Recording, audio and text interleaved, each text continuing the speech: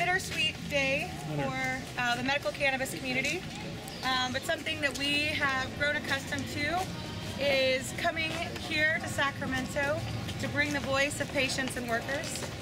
This morning, the California Supreme Court ruled on a case out of Riverside that upheld that cities and counties have the right to ban.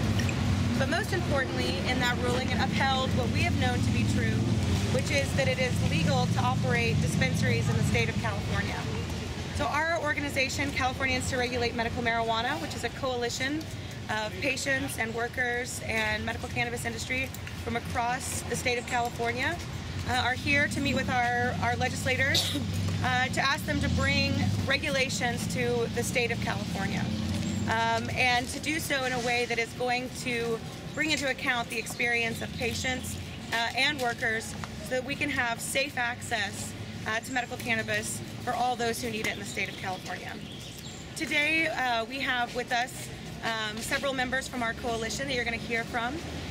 We've also, members of our coalition have been working on a campaign to bring the voice of mayors to this conversation here in Sacramento about regulations. But first I'm going to introduce our heroic leader in labor, Dan Rush. Good morning. As Steph said, and I think we've all heard, the Supreme Court ruled, unfortunately, against safe access, but they did establish that that dispensaries and our members that work in dispensaries that serve patients and also serve the communities that our patients live in are doing what they're supposed to be doing. And that's working in a commercial dispensary, making safe, tested, reliable cannabis available to the most vulnerable patients, seriously ill patients, and also making sure that the communities are safe that we work in. And we're proud of that. We're proud of our members. UFCW and our 1.3 million members in North America are proud of the work that our members in the medical cannabis and hemp division do. And we are here today. We've been talking to legislators today, most especially the Pro Tem about SB 439, and to Brother Assemblymember Tom Amiano on AB 473. And we believe these bills have the potential to do what needs to be done, which is protect patients and workers in communities in California. The bills are not necessarily in the shape that they need to be in yet. I believe that universally legislators feel, California legislators feel like these bills need more work, but I'm convinced that the Pro Tem and also Brother Steinberg and others in the leadership understand what the topics are. They've certainly heard our components, and we believe that they are going to move accordingly and adopt the components that workers and patients need in California, which will finally bring the stability to this most passionate and dignified workforce that I've ever worked with in my 27 years in the labor movement and 26 years with UFCW. So we're hopeful, and we're glad to be here. We're going to keep pushing forward, and thank you. Woo! Yeah! Hey everyone, thank you so much for coming. I'm the California Director for Americans for Safe Access, and on days like today, that keeps me really busy. We're here today with about 100 activists spread out all over the Capitol. They're here to talk to their lawmakers about medical cannabis and to encourage them to adopt sensible regulations in the state of California. It's so important that we do that. Of the medical cannabis states, 17 states and the District of Columbia, the state of California pioneered medical cannabis, but we've fallen behind in regulation.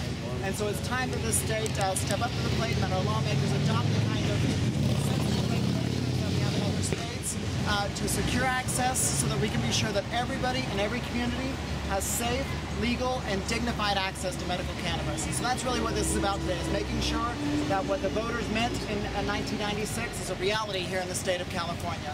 The voters called our lawmakers to do that, and it's time for them to do it now.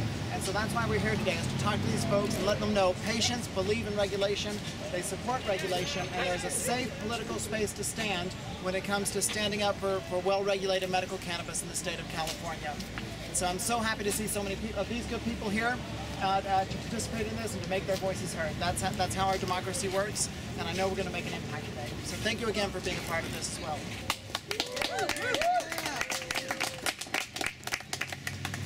And now we're going to hear from a stranger of the public eye, Steve DeAngelo, who is going to share with us letters from mayors across California calling on the governor and the legislature to finally pass meaningful regulations. Thanks, Steph. It is very sad that some California communities have chosen to deny their very own citizens access to this most valuable medicine. Yes. Those patients are now going to be forced to obtain their medicine from the illegal marketplace, from gangs and cartel sources, instead of from licensed and regulated dispensaries. That is a shame, but fortunately, mayors of California's major cities, the cities of San Francisco, of San Diego, of Berkeley, and of Oakland, have written letters addressed to the Assembly, to the state legislature, calling on them 17 years after the passage of Prop 215 to pass statewide regulations. So we hope that the legislature will heed the call of the mayors, and if you can give me my glasses, I'll read a portion of some of these letters to you so you can get a flavor of what the mayors are saying. This is from Mayor Tom Bates of Berkeley. Dear Governor Brown, President Steinberg, and Speaker Perez, we are writing to you as the mayors of California's leading cities to urge immediate action on the issue of medical cannabis.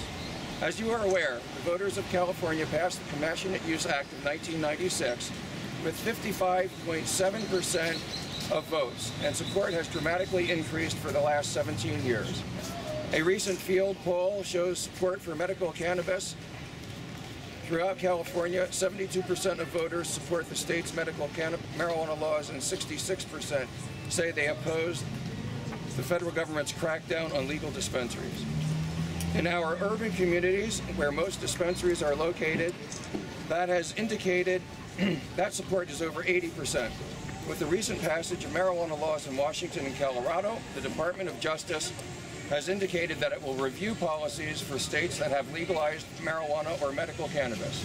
It is critical that 17 years after the passage of the Compassionate Use Act, that California create guidelines for medical cannabis.